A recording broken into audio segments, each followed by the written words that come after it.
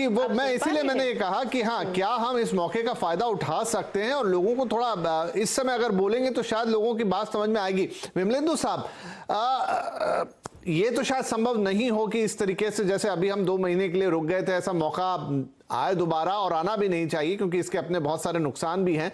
लेकिन क्या आपको लगता है कि 2 महीना ना सही लेकिन 2 दिन ऐसा कभी साल में या कभी जो भी एक कार्यक्रम बना लिया जाए और इस तरह का पॉज देने की कोशिश की जाए तो हम अपनी इस सुंदर प्रकृति को उसका स्वरूप जो होना चाहिए वो काफी हद तक लौटा सकते हैं? क्या ऐसा संभव है?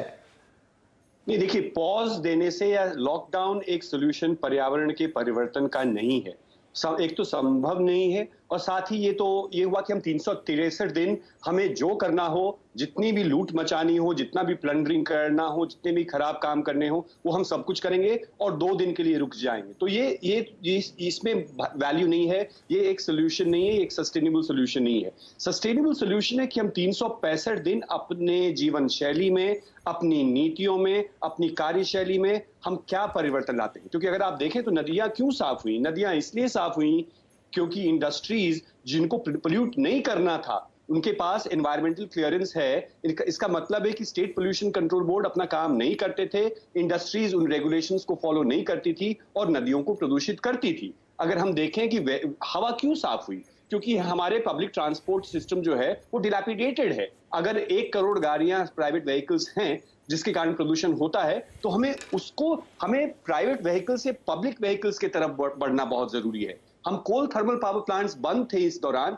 और इसलिए हमारी हवा साफ हुई। तो क्या हम जो कहते हैं कि coal thermal power plants are bad for environment, हम शिफ्ट कर सकते हैं क्या रिन्यूएबल के तहत? तो इसके लिए हमें एक रोड मैप बनाना बहुत आवश्यक है कि इसके लिए लॉकडाउन, तालाबंदी जरूरी नहीं है पर्यावरण के परिवर्तन के लिए, बल्कि एक कोर्स करेक्शन बहुत जरूरी है कि हम कैसे सस्टेनेबल प्रैक्टिसेस के तरफ बढ़े ताकि हम इश्यूज को सॉल्व कर सकते हैं। और सॉल्व पॉसिबल है।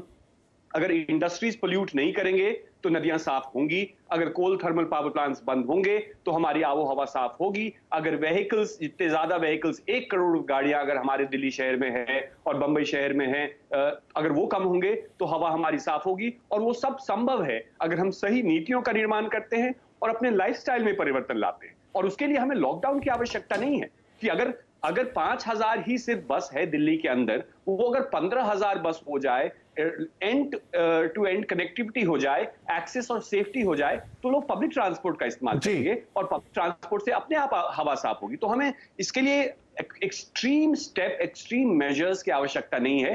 थोड़ा सोच, थोड़ा विचार और थोड़ा नहीं, ये आप बहुत अच्छी बात कह रहे हैं विमलेंदु, लेकिन मैं देवी जी के पास आता हूं। देवी जी, विमलेंदु बहुत बढ़िया सॉल्यूशन दे रहे हैं, लेकिन ये ऐसा नहीं कि सॉल्यूशन हमसे छुपा हुआ था। अब होता यह है कि बहुत सारी चीजों को प्रैक्टिस में लाना, सिस्टम में लाना और इंप्लीमेंट करना, और किस तरह की परिस्थितियों में आप हैं, किस तरह के आपके लोग हैं, किस तरह की आपकी जनता है, किस तरह की आपकी नीतियां, मतलब एक्स नंबर ऑफ फैक्टर्स उस पर काम करते हैं। तो क्या हमारे देश में हम इस तरह की आइडियल व्यवस्था ला सकते हैं? क्योंकि आप कोशिश यही जानने की हो रही कि आखिर हम ऐसा क्या करें। ये तो हमें एक झलक मिल गई इत्तेफाक से इस लॉकडाउन के दौरान, लेकिन जो विमलेंदु भी जो बता रहे हैं, क्या हम वो अपने देश में कर सकते हैं जिस तरह का पूरा स्ट्रक्चर हम लेके बैठे हैं? नहीं, एक्चुअली मेरे ख्याल में मोस्ट इम्पॉर्टेंट थिंग इज हमारी देश की प्रायोरिटी क्या है। अगर हम हर बार सोचेंगे कि GDP is the most important thing और जीडीपी का मंत्र जपते रहेंगे, तो ये बिजनेस ऑफ यूजुअल मॉडल वही जो 3 महीने पहले था वो वापस शुरू हो जाएगा। बट अगर हम सोचेंगे कि ये जो 2 महीने में हमने देखा है, साफ हवा, साफ पानी, बायोडाइवर्सिटी बढ़ रही है वगैरह, अगर वो मॉडल को हम अडॉप्ट करना चाहते हैं तो ये जीडीपी का मंत्र छोड़ के हमें दूसरी चीजों का भी सोचना पड़ेगा कि साफ हवा की वैल्यू क्या है, साफ पानी की वैल्यू क्या है, बायोडाइवर्सिटी की वैल्यू क्या है। और कोरोना वायरस जो जिसकी वजह से लॉकडाउन हुआ, जिसकी वजह से इतने सारे लोग मर चुके हैं, जिसकी वजह से इतने लोग बीमार हैं, वो किस वजह से क्रिएट हुआ, वो भी उसका कारण है बायोडाइवर्सिटी डिस्ट्रक्शन।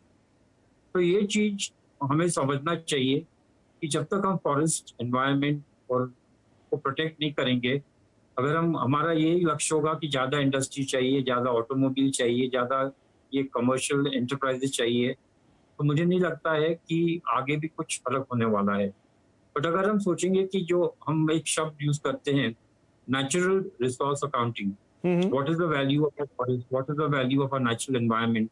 अगर जैसे एक फाइनेंशियल बजट बनता है, एक नेचुरल रिसोर्स अकाउंटिंग का भी एक बजट बने और ये फाइनेंशियल बजट में इनकॉर्पोरेट किया जाए, तो हमें पता चलेगा कि ये कितना इम्पोर्टेंट सब्जेक्ट है और इसको इतना ज्यादा प्रायोरिटी देना चाहिए। एक वर्ल्ड बैंक की रिपोर्ट आई थी 4-5 साल पहले, और उसमें वर्ल्ड बैंक ने कहा था कि अगर आप नेचुरल रिसोर्स अकाउंटिंग के मुताबिक चले तो मुंबई, तो भारत का जो भी जीडीपी रेट है, whether it is 8%, whether it is 10%, अगर आप नेचुरल कैपिटल उसमें वो फिगर उसमें डालें फाइनेंशियल बजट में, तो अपना जीडीपी ग्रोथ 3% कम हो जाता है नेचुरल रिसोर्स डिस्ट्रॉय करने की वजह से।